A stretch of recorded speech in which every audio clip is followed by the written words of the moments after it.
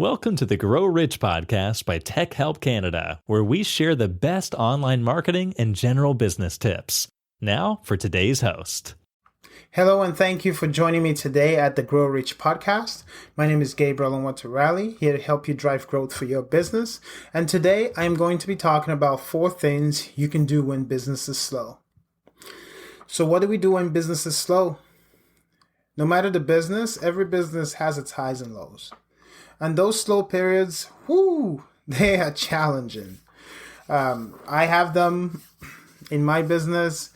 I'm sure you have them. They are very challenging. So it's very important that we prepare for them. But sometimes we may not be able to prepare for them as well as we want to prepare for them. But when those slow periods come, they can also be an opportunity to really help drive growth for your business at the same time.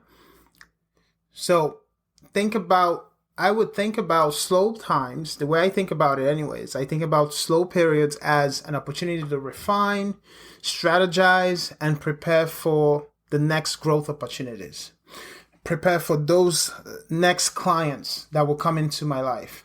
I prepare for that during the slow periods. So I'm going to tell you, here are 4 things that I do that you can also do when business is slow.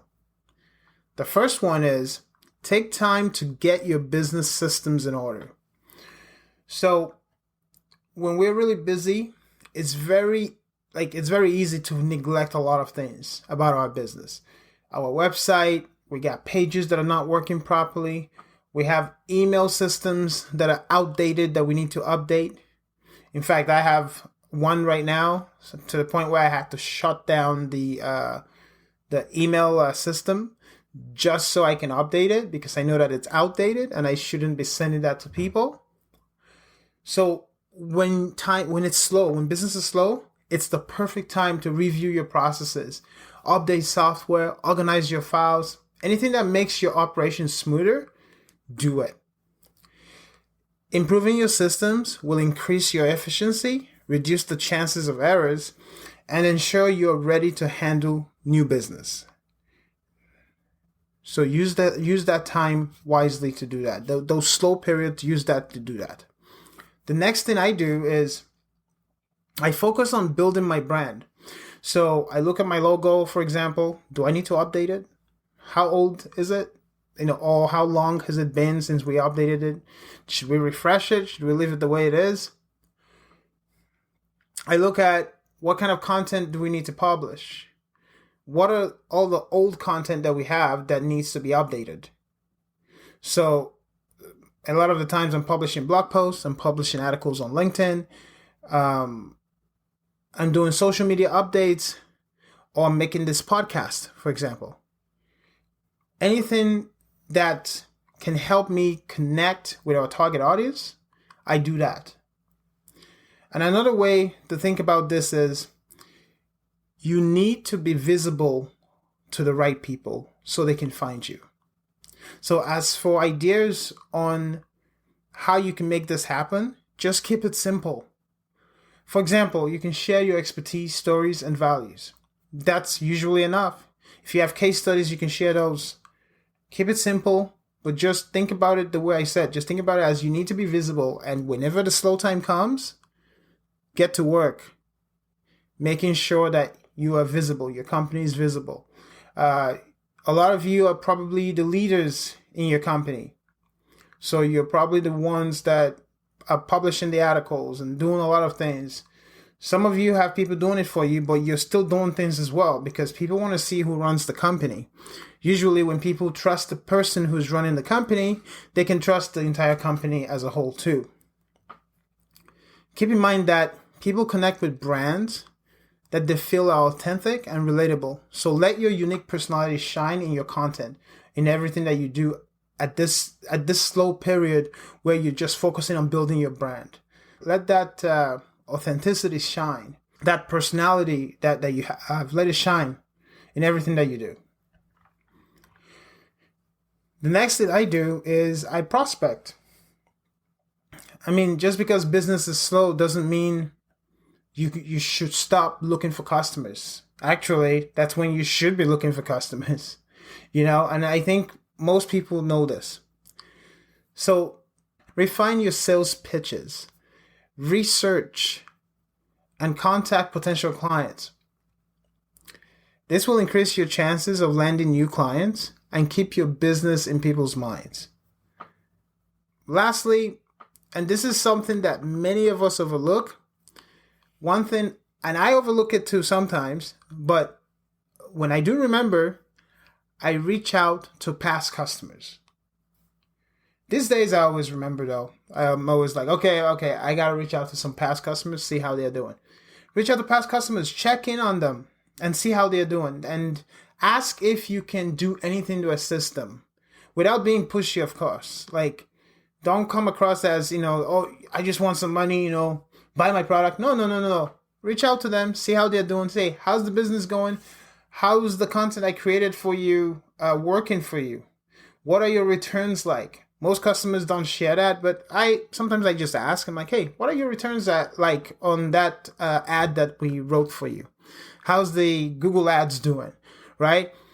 I ask these kinds of questions just to show them that I do truly care about my work, and I want to make sure that they are succeeding with the stuff that we create for them, whether that's content, whether we did local SEO for them.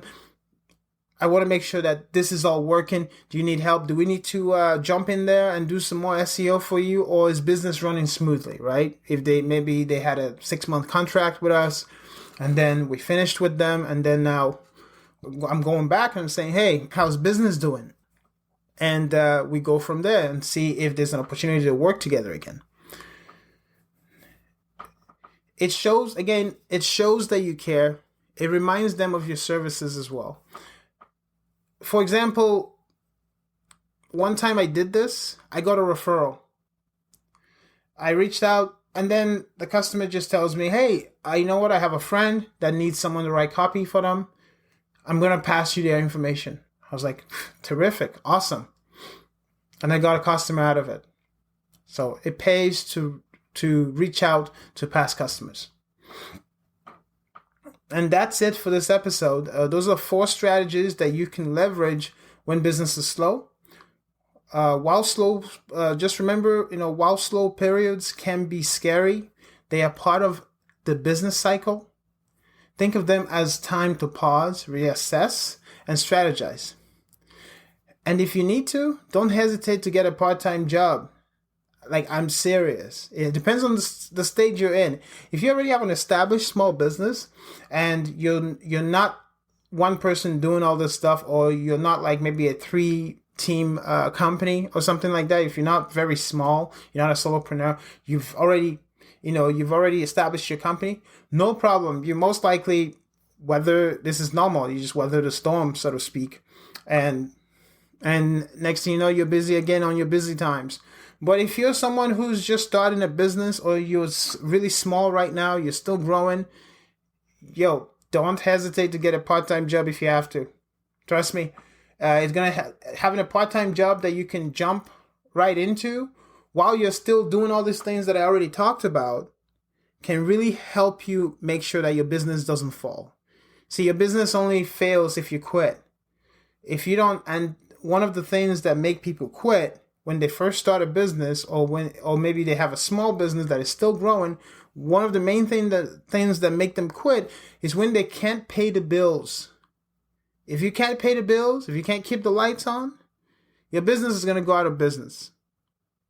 But if you can pay the bills, you're going to be in business.